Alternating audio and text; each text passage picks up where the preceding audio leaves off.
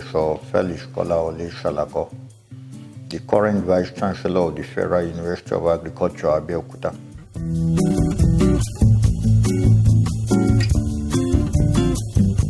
We observed, I think some years ago, around 2008, 2009, this kind of issue that you have raised. Why is it that our graduates don't want to engage in agriculture? And we established a program called GradFest, Graduate Farming Scheme. The idea was, look, if you graduated from UNAAB, bring your certificate as a collateral. We'll give you 200,000 then. We will plow the land for you, and you plant. When you start selling, give us our 200,000 naira back, take the profit. The response was good enough, but we stopped it along the line because the return of the fund, we are going to review it now. The payback in terms of money was not fast enough, and it was delaying or making it difficult for us to give some other people additional money. I'll tell you the way that it went down the drain. Most of the students that, or the graduates that we engaged, happen to be, they register for postgraduate studies. So we didn't need their certificates since they graduated from us. And they were focusing more using the money to run their profit, to run their postgraduate studies, rather than paying back until we had to put a stop to it and we collected our money. But it was an eye-opener. So we need to refine it. The second one that we did, and I happen to be the pioneer director of that center, we call it community-based farming scheme. There is what you call farm practical year at the 400 level, just like SUES for engineering, industrial attachment for engineering students and some other professional jobs. We have what we call farm practical year.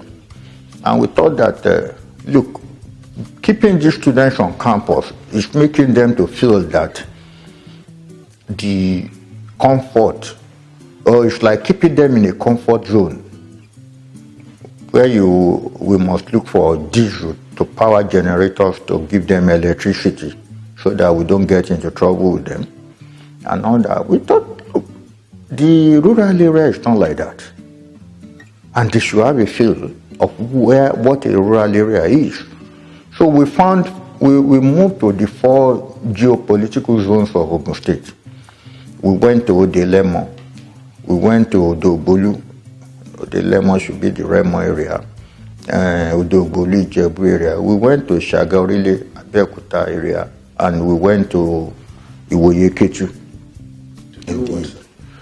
To establish farms. We got lands from the community, they supported us, and we moved our students there. Initially they were spending up to 1 year in the rural area. And the result we got was such that some of them started having the idea of getting land to farm in those areas. Along the line, the Senate had to modify because the number of students that we had to take to those locations, the number was increasing year by year. So we had to now take batches of students to the place. Every student will go there, but not for 1 year again. The concept, the bottom line is, if you are studying agriculture, you must be ready to live in a rural area. Because that's where you're going to get land to produce anyway. So all those areas that we took them to have now made some of them. We have our graduates who have come back and they have told us that they want to pay back, running their private fisheries. We have somebody who is running fishery around the Ikorodu. Some of them are right into crop production, some of them in livestock production.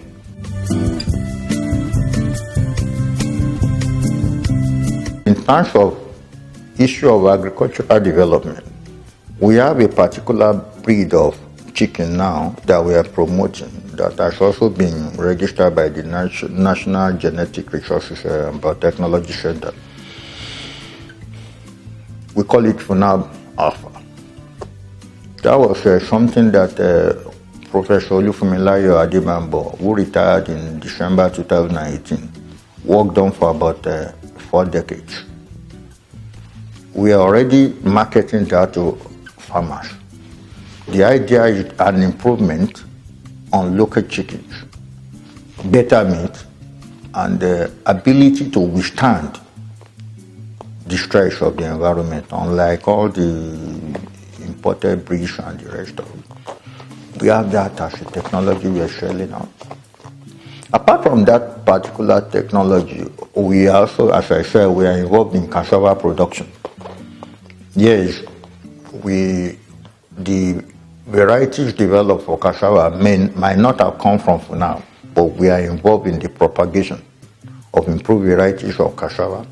But one thing that we also got into is what we call cassava adding value for Africa, which we have run for more than a decade through Bill and Melinda Gates, and that has led us to being involved in producing high cassava flour, getting cassava involved in terms of odorless fufu, and of course the gari. What we have done in FUNAAB now is to upscale our factory for processing all those things, and we are encouraging our students to learn from the production process. And I also tell you that we are happy that anywhere we go now we see odorless fufu all over the place, and we are proud that yes, this is a technology we are giving over to people. And another one is making use of cassava in confectionaries and bread. It's a technology that came from us, and we are pushing it further. And in pushing that further, we have an ongoing project that we are having. We have improved on in terms of equipment and all that, but it's an ongoing project. We bought the equipment, we built the house. When we complete it, we get people to know. On crop production, I must say that we got support from the Federal Ministry of Agriculture and Rural Development. The ministry became our supervisory ministry in 2017, and that has brought a lot of improvement in terms of our capital fund to develop our farms. So we are now deep into mechanized cropping, which also we are encouraging our students to go into. One thing that makes the youth not to want to go into mechanized cropping and into farming or agriculture is the drudgery. And by the time you let them realize what they can do through mechanized agriculture, I think many of them will get interested in being in agriculture.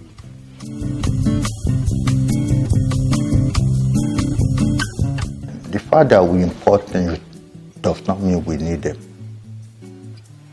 But I think we are in a nation where citizens are not patriotic enough to support local production. And when you have that tendency, you will always have the tendency. Let me put it this way: we have the potential to produce most of the things that we import.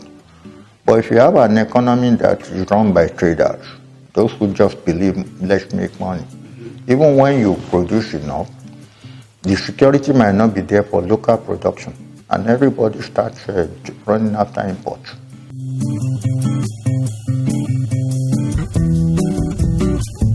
We cannot say we are food sufficient because there is a lot of wastage, even in terms of, because we don't care about value addition.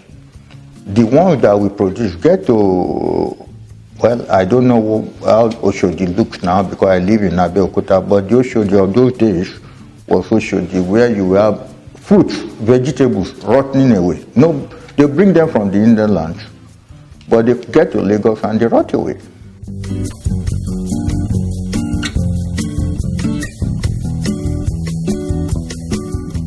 If you allow all sorts of things to come into your country, definitely you kill local industry. So there must be regulation. No matter how free, no country will allow just things to come up like that. I'm not really a fan of Donald Trump, but notwithstanding, I think he came and took care of the challenges posed to America by China. Chinese products everywhere, The Chinese people, you talk about a country that you thought was a communist country, all of a sudden becoming one of the biggest capitalist economy in the world, pushing their people out to come and live in your country and take over, including uneducated Chinese.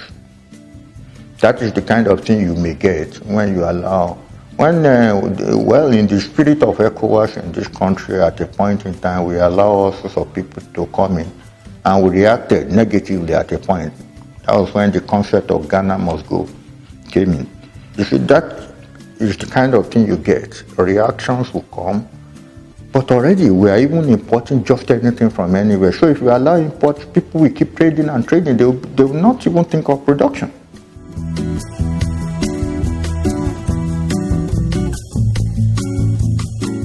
I must start by saying that closure of borders is not a solution to this kind of problem.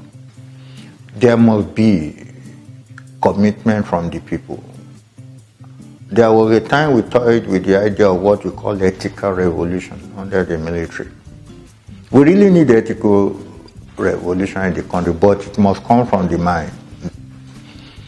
There are many things that the youth of this nation even believe now are natural, whereas they are not. You can imagine a child growing up in Nigeria, wanting to go abroad for the first time, carrying a torchlight. You want to go to USA, you are carrying a torchlight. What?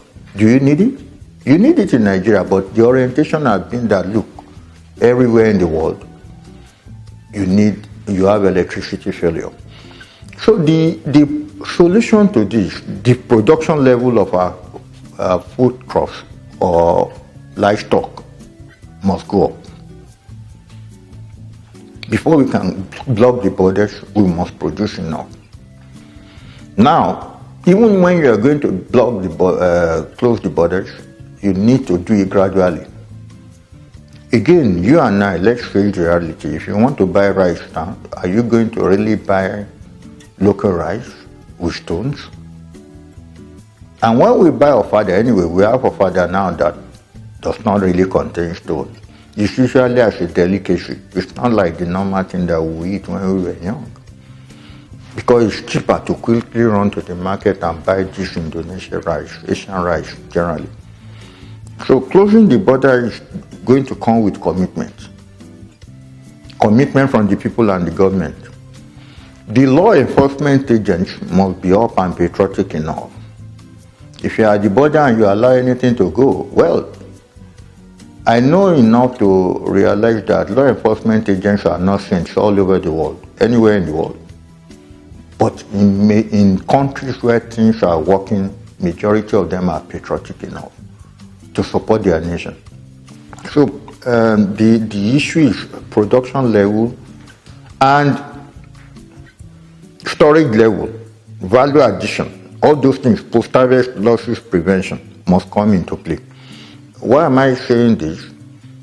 If you block the border and you don't find rice in the market again, there will be crisis. So it's not just saying that by the time you even make sure that this thing doesn't,